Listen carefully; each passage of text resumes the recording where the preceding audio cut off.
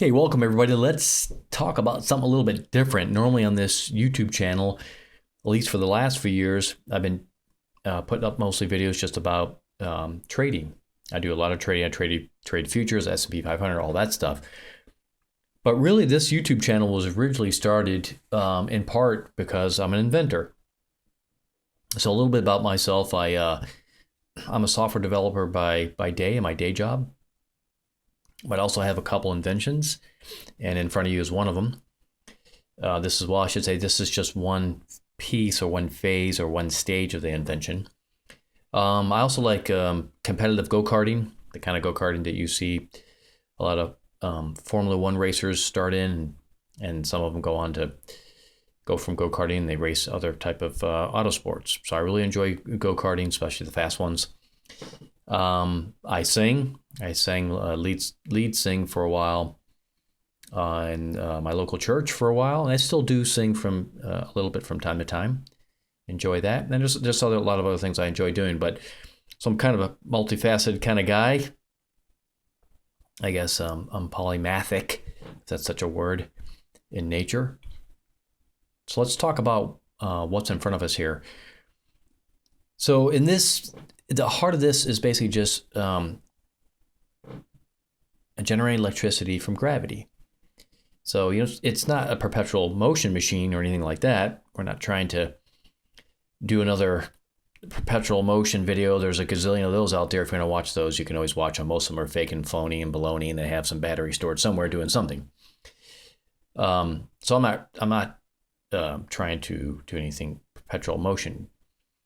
What I am attempting to do is make use of gravity in an efficient manner to generate electricity.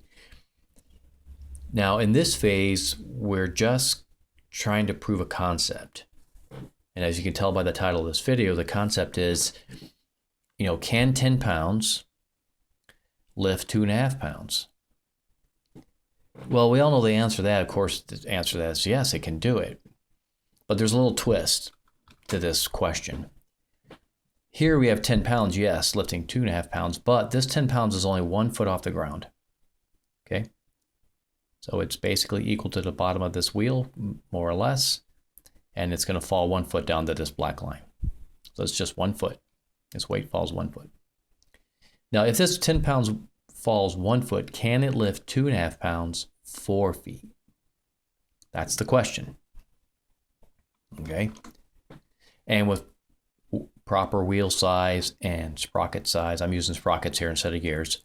This is a chain. It's just a very simplistic drawing here, right? Nothing fancy. So that is the question.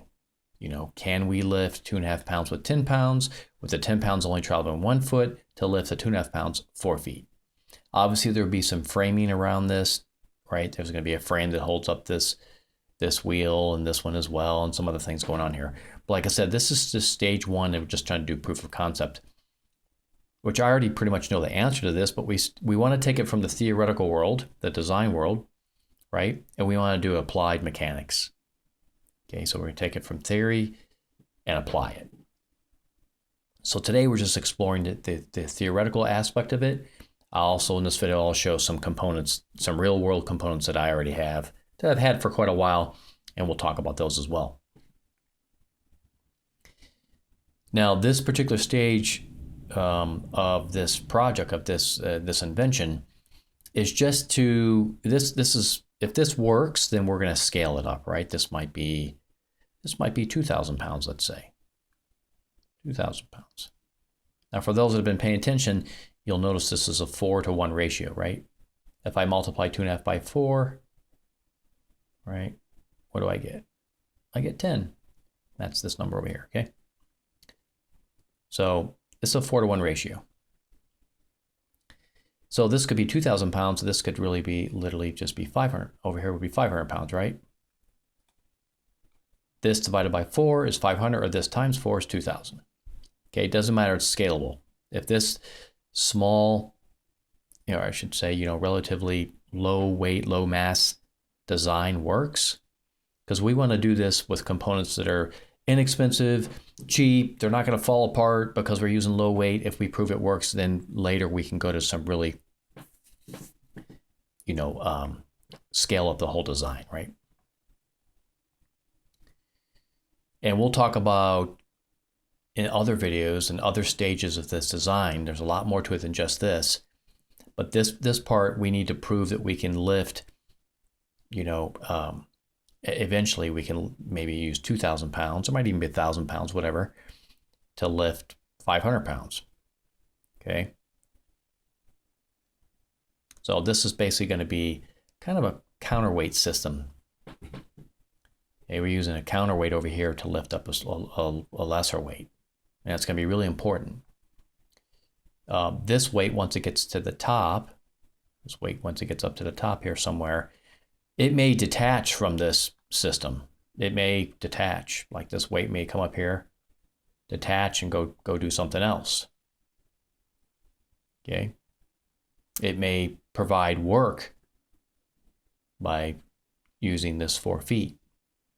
This may actually end up being more like 8 feet, maybe 15 feet, whatever it is. I don't really know yet. Okay, but it's going to get to the top here. It does some work. It comes back down. And then there may be further integration of components and design that gets this weight back over here, ready to be lifted again. Now remember, this is not perpetual motion, right? This part is the easy part. Lifting up the weight, get it to do some work. The work could maybe stay integrated with what's here, but it may not. It may detach, go do some work, come back, get reattached. That's all doable. But how do we relift this 10 pounds that initiated all this work? That's going to be one of the last pieces and last phases to this project, to this invention. We'll talk about this when we get to the end. This is very groundbreaking kind of design, and I'm sure I'm not the first person that's ever said that, but I already know for a fact it'll work because I've already got it working, so to speak. Okay, but now we have to actually apply it. All right, so this is going to be, when we get to this stage later on, much later on, and when I guess I'll say the world, but when the world finds out how this 10 pounds gets relifted, they're going to be like, just everybody's going to be smacking themselves in the head like that was just so simple. Again, not trying to achieve perpetual motion, just how we lift this 10 pounds back up to start this whole thing over again is going to be, it's going to be quite remarkable. It's very simple, but also it's going to be, I think it's going to be a bit of an eye-opener. It has a real potential to really make people's lives better is the best way I could put this, to just completely change the landscape. Okay, just think about, this could be either a system that stands on its own. It could be augment current electrical systems, solar, wind. That's also possible, but it doesn't need any of those, and it can completely run on its own. So once we get to the final phase and stages to how we're going to relift this 10 pounds, that's going to be really, really cool, and you guys are really going to like it. But that's not going to be done. We're not going to talk about that today, okay? Because there's going to be some other things that need to happen long before we get to that. Okay, so let's move on. Now I'm going to show you some of the components and some of the things just for the testing phase, right? Just some really simple design and components to start putting this together and apply it. So let's talk about the components. Okay, so let's just talk about some of the components. This is a bicycle wheel, obviously. And I think it's 114 teeth on this sprocket. So a really nice big sprocket. I think this is either, I can't remember if it's 40 chain or 41 chain. It's basically kind of like bicycle chain, okay? So really nice, and it's a free wheel in the middle there. So when you turn it one way, it drives. Let's see if I can get it let's see, what do we got here? Yeah, see how this is freewheeling? But the wheel itself is not turning, right?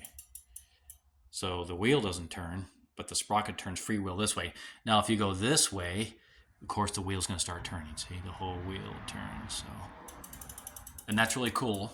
And we're going to make use of that. I got some cable here. This came from like an exercise machine that I had from way back. It's got some connections on the end of it there, connection there. So really super nice. We're going to replace that big old thick cable that you see there with this one. So we're going to go with some smaller weights. So remember, the objective here is something like 4-to-1. And I'll get into the details of what I'm trying to accomplish here and when I put the video together. Okay, let's take a look at some other stuff that's going to go along. That's a generator. That's got nothing to do with this project, but that's a 2350 watt generator. I live in rural Texas, and in the wintertime, you definitely want to have one of those. It's gasoline powered, so more than enough what I need to run electricity in the house, light, little heater, whatever to cook with if power goes out. So ignore that. Down here we got some other interesting things. We got a box full of other sprockets. Okay. We've got these are bearings. I haven't had this out in a while, but see, this is a free moving bearing here. I'm not sure I'm going to be using this or not, but we could. See, that's a free moving bearing. It looks like it needs a little cleanup, a little bit catchy. This is another sprocket. Got a bunch of sprockets here. This one also happens to be free flowing, really nice. So one way it drives, another way it free flows. There's some other sprockets below that, different teeth sprockets, so I can create different ratios. This little one here is 38. You can see it says 38 right there. So super nice. And these other ones I think are like 56, 54, stuff like that, okay? In this box of goodies, we've got the chain that goes with the sprockets. I've got some collars. They're going to go on jack shafts, and some more bearings. And just, I think somewhere around here I've got a chain tensioner. Yeah, well, this could be potentially a chain tensioner. May or may not use that. Okay, so that's just a box of goodies. And let's see, in this box here we've got, let's see if I can get some light on it. Some more sprockets, some bolts. I think there's a little sprocket down in there, really nice little sprocket. 20 teeth or something like that. Yeah, I think that's a 20 tooth sprocket. Got a little tiny sprocket right here. Look at this little guy. Very helpful little sprocket right there. I think it's whatever, 11 or 12, 13 tooth sprocket. All these go on, have an inner diameter here to go on, I think, a 1/2 inch jack shaft, so it's really nice. We're going to be dealing with some really low weights in this project, so no big deal, maybe 10, 20 pounds max on one side, and then like 2.5 pounds on the other side, or something like that. We're going to figure out that with some calculation later. Here's another sprocket already mounted on a jack shaft. You can see the back side of there. There's the jack shaft over there. Okay. It's just mounted on there. That one's not freewheeling, so this would typically be somewhere in the middle of the gear train. In this case, we're using sprockets instead of gears. I really wish I could use gears, but I have an old set of gears around, little small ones, but I can't seem to find them. My storage is loaded and packed. Lawnmower, gasoline-powered lawnmower here in the U.S. Yep. Got nothing to do with this project. We may end up using this gearbox, sprocket gearbox. I'm not sure yet. We'll think about it. May not need that, but we may use it. Over there you can see a little generator. Okay, but that's going to be later. We're not really concerned with this part, generating electricity just yet. I'll talk about what my goals are in this first stage, or already have in this video, so it'll be edited. But here's another box full of stuff. Some more sprockets. Some chain in there. The light's a little, there you go. Really big sprocket here. That one I think is like 98 or something. Some smaller ones in there. A bunch of chain. Okay. Let's see what we got here. In this box is kind of a mixture of, you're probably wondering, what the heck is all this stuff? You can ignore the piping. This is a condenser coil. I also in the past did some exotic oil refinement here in Texas, and this was part of the what's called a distiller or a still. No, it wasn't for alcohol, but it was for Texas cedarwood oil. So I just kind of threw it all in one box. But you can ignore all the pipes and the condenser. But what we're after is pieces like this, a chain tensioner, some sprocket holders, this one. You can see some sprockets buried back up in there. Okay. So those will be the things I'm really interested in. I think there's some little sprocket. Here's this little sprocket right here. This will be Eiler. This one has a free wheel to it, I think. Yeah, see. Got a bearing in the middle. So super nice, that might come into play. More sprockets back there. All right. So I just dug all this out because we're gonna do some experimentation here, some basic physics, and old pickle jar. But this one I think a lot of people are gonna like. How am I gonna? Well, maybe not. This is not the box I'm thinking of. I'll show you this box too. Get the mop out of the way. The mop is in the way. Come on, mop. You know, in life you still got to do the domestic stuff. You know. I'm an inventor, software developer, futures trader. I do a lot of different stuff. I love racing go-karts, so you know, life is never one-dimensional. I do a lot of different stuff, but this is something that's dear to my heart, this invention that I've been contemplating for many, many years. So we're going to mock up the first stage here, hopefully, throughout this winter, I hope. So let's take a look and see what's in this box. So there's the gears I'm talking about. I would love to be able to do gears. Okay, this is a gear. I can't find all my other gears. These are really small gears, aluminum. It would be great to use these instead of sprockets. Sprockets are inherently a bit of a pain in the butt, but I don't think I have enough gears to make it all come together. So in this box, we've got a bunch of other goodies. Ignore this handle.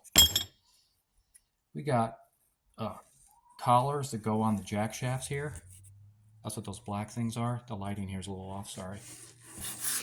Having a hard time keeping the box open. Let's see. Let me get some help here. The lighting in the box just wants to keep closing on me. It's called being well prepared for a video, right? Okay. Just maybe we're going to look. Oh, there we go. So in here we've got some, these are spacers in a bag. I bought these online a few years back. It could become very helpful. Some more spacers, all of these guys here. Those guys. Some collars. These are really nice. They squeeze down on the shaft, so you don't have to use, unless you're using really heavy loads, but this will keep sprockets in place. Really nice. Here's a chain breaker. Okay, so we may end up having to break some chain to get them to the right lengths. And a bunch of other goodies in here. Okay. These are also jack shaft collars that pinch down. So you just tighten them down. There's a little set screw in there, and it pinches down on the shaft. Really nice, super convenient, so you don't have to use set screws all over the place. Set screws are a pain. Sometimes they're needed, but they're a pain because you got to drill and tap everything. So the squeezable collars are good for medium to low load applications. Okay, you can see a tiny sprocket holder here, and there's a bunch of other stuff in there. We're probably going to use at least some of this. Okay, so that's what's in that box. And then I'm going to show you the last thing. I think you're all going to like this last little piece. You know, we don't want to just set things up and guess they're going to work. We're going to be doing some calculations. But we may, let me switch my phone around the other side. I think y'all going to like this. There's my old Dremel. This is great for the old Dremel. There's Dremel in here. If you've never seen one of these, most people knows what this is. But it's a little Dremel tool, electric Dremel tool. You can cut, you can grind, you do lots of stuff with this little tool for small application kind of stuff. If you're doing bigger materials, you're going to need a grinder, and I have one of those too. We're not going to get into that in this project. Well, we might. Shouldn't say that. Let's check out what is this box. Dun dun dun dun dun dun dun dun dun dun dun. This is for modeling up our stuff, so we don't have to put everything together. And oh, look at that, Legos, baby! So I've had this for many years. I bought this quite a few years back, but look, we have a lot of gears in here. Okay.